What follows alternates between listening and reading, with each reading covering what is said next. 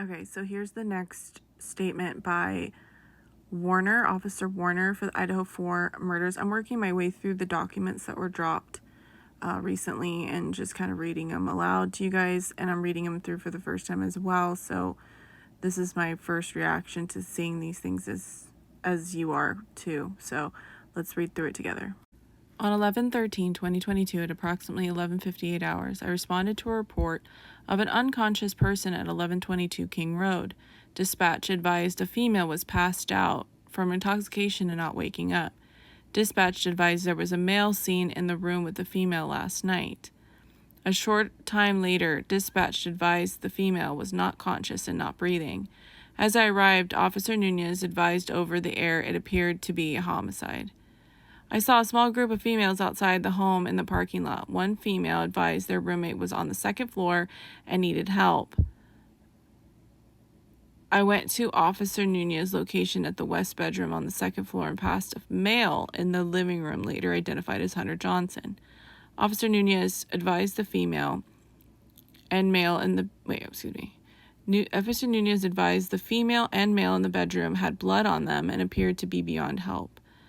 I walked out of the bedroom towards Johnson and saw a clean steak knife on the beer pong table.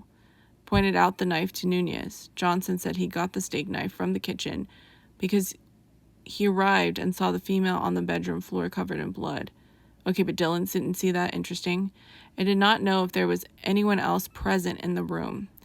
Johnson said he checked the room with the knife for protection.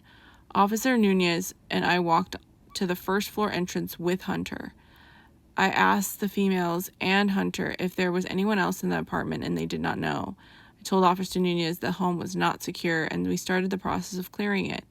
On the third floor in the southeast bedroom, I saw two clothed females laying on a bed on their backs who appeared deceased. One female on the left side of the bed in relation to the bedroom door had an extreme amount of lacerations to her face and upper body, which made her unrecognizable. The other female had multiple lacerations on her upper body and some blood on her face. I walked to the far side of the bedroom to determine if the female on the right was beyond help. I saw the female's leg was off the edge of the bed and it had lividity, like purplish discoloration of the skin when someone dies. That's what that means. Once I noticed the lividity in the female's leg, I backed out of the room. Officer Nunez and I checked the rest of the third floor and saw it was clear. There was a poodle in the west bedroom on the bed, which was later taken to the Humane Society by LCSO. After clearing the home, I briefly interviewed Johnson. Johnson said he was at his apartment, blank, and his girlfriend, Emily, received a phone call from one of the girls who lived at 112 King Road. Johnson said his girlfriend was called by one of the residents who said they could not wake the female on the floor.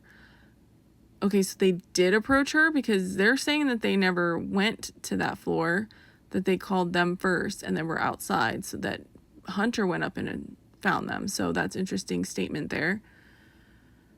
Johnson said he came over to the home at approximately 11:55 hours. Johnson said he saw the female on the floor in the bedroom and did not see the male on the bed, who he identified as Ethan, before grabbing the knife.